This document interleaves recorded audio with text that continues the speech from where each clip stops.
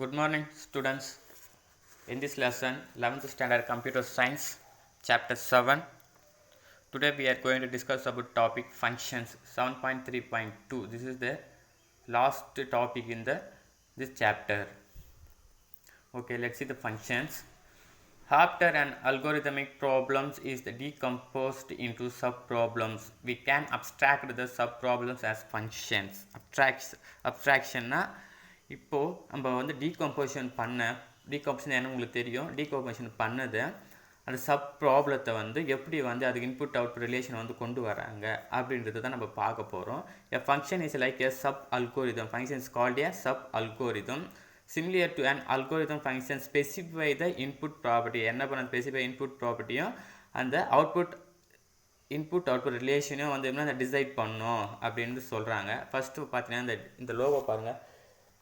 Main algorithm வந்து இருக்குன்னா main அல்கோரிதத்துடைய input வந்து எங்கே போகும்னா ஃபங்க்ஷனுடைய சப் அல்கோரிதத்தை போயிட்டு இங்கே வந்து அந்த இன்புட் அவுட்புட் வந்து கரெக்டான சாட்டிஸ்ஃபை ஆகுதான்றது செக் பண்ணணும் இன்புட் ப்ராப்பர்ட்டி. அதுக்கப்புறம் இன்புட் ஒரு ரிலேஷன் வந்து சாட்டிஸ்ஃபைட் ஆகிற மாதிரி இருந்தால் திரும்ப நம்ம என்ன பண்ணோம், மெயின் அல்கோரிதத்துக்கு வந்து நம்மளுக்கு வந்து என்ன பண்ணோம், மெயின் அல்கோரிதம் வந்து எக்ஸிக்யூட் ஆகும். This is the concept of function definition. Okay, let's see the topic. To use the function is in the main algorithm. In main algorithm, the user need to know only the specification of the function. The function என்ன சொல்கிறாங்கன்னா, ஒரு ஃபங்க்ஷனை வந்து அந்த main அல்கோரிதத்தை வந்து user வந்து என்ன பண்ணணும் பார்த்தோன்னா அதோடைய ஸ்பெசிஃபிகேஷன் மட்டும்தான் அவருக்கு தெரியும். அந்த இம்ப்ளிமெண்ட் பண்ணுற விஷயம் வந்து அந்த யூசருக்கு தெரியாது. That is called a functions. Okay, the function name the input property. The function name the input property and the input output relation அதோட input ப்ராப்பர்ட்டியும் அந்த input output ரிலேஷனை மட்டும்தான் என்ன பண்ண முடியும், நம்மளுக்கு தெரியும். The user must ensure that input passed to the function will satisfy the specified property and can assume that the output from the function satisfy the input output relation. ஒரு அந்த satisfied எப்படி ஆகுதுன்னு பார்த்தீங்கன்னா, நம்ம கொடுக்கும்போது அந்த இன்புட்டுடைய வேல்யூ வந்து கரெக்டாக அவுட்புட்டுக்கு வந்து வருமானதை வந்து சாட்டிஸ்ஃபை பண்ணணும். சாட்டிஸ்ஃபை பண்ணிவிட்டு அந்த இன்புட் அவுட்புட் ரிலேஷன் வந்து அந்த இன்புட்டுக்கு வந்து கரெக்டாக இருக்கான்றதும் சொல்லும். That is the function will satisfy the specified property and can assume that the output from the function satisfy the input output relation. இந்த யூசருக்கு வந்து என்ன சொல்கிறாங்க, அந்த யூசர் பார்த்தீங்கன்னா the user of the function need only to know what the function does not, how it is done by the function. அவருக்கு வந்து அது தெரியணுன்றது அவசியமே இல்லை. என்னது, அந்த ஃபங்க்ஷன் வந்து அது எப்படி இம்ப்ளிமெண்ட் ஆகுன்றது வந்து அவருக்கு தெரியணும் இல்லை. அது வந்து என்ன சொல்கிறாங்க, அந்த அவுட்புட் வந்துச்சுன்னா அது தெரிஞ்சிருந்தால் மட்டும் போதும். ஓகேவா, திஸ் இஸ் த கான்செப்ட் வந்து ஃபங்க்ஷன். ஓகே, நெக்ஸ்ட்டு பார்த்தீங்கன்னா some implements the function using the algorithm. However, user of the function need not know about the algorithm used to implement the function. It's hidden from the user. இது already சொன்னது தான். என்ன சொல்கிறாங்க, இந்த ப்ரோக்ராமில் பார்த்தீங்கன்னா அதை வந்து நம்ம இம்ப்ளிமெண்ட் பண்ணுறது வந்து தெரிஞ்சிருக்கணுன்றது அவசியமே இல்லை. அது வந்து மறைக்கப்பட்டு அது பயனர்லேருந்து மறைக்கப்பட்டு இருக்கும். அது வந்து யூசரோடு மறைக்கப்பட்டிருக்கும். அந்த அல்கோரிதம் பார்த்தீங்கன்னா பயன்படுத்தும் போது வந்து அது எப்படி செயல்படுது என்பது வந்து நம்மளுக்கு எப்படி இருக்கும், பயனருக்கு வந்து தெரிஞ்சிருக்கணும், யூசருக்கு வந்து அது தெரிஞ்சிருக்கணும்னு அவசியம் இல்லை. அதுதான் இது சொல்கிறாங்க. அந்த main the user the variables to maintain the இது இல்லை. However, use the function need not know about the algorithm used to implement the function. அது எப்படி அதை இம்ப்ளிமெண்ட் பண்ணுறது நம்மளுக்கு தேவையில்லை. இதை hidden from the user, அது மறைஞ்சி இருக்கும்.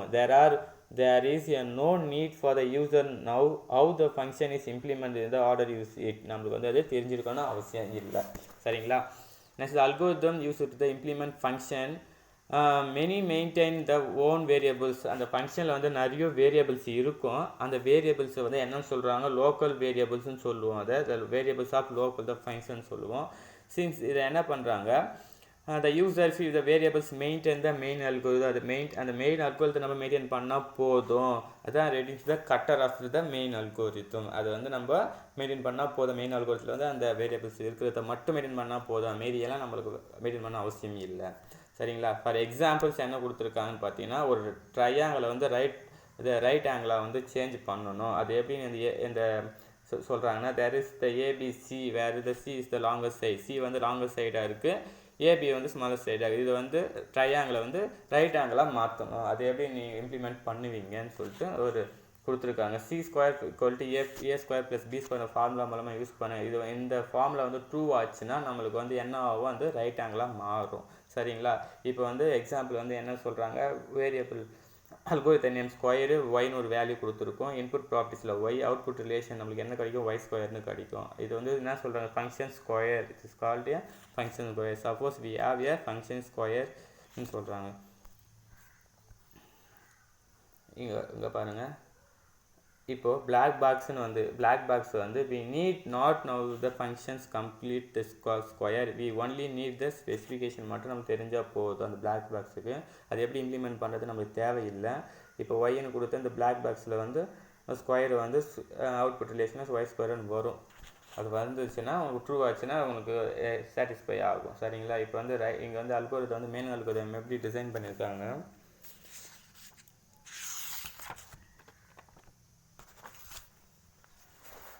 அது இம்ப்ளிமெண்ட் வந்து யூஸருக்கு வந்து தெரியணும்னு அவசியம் இல்லை.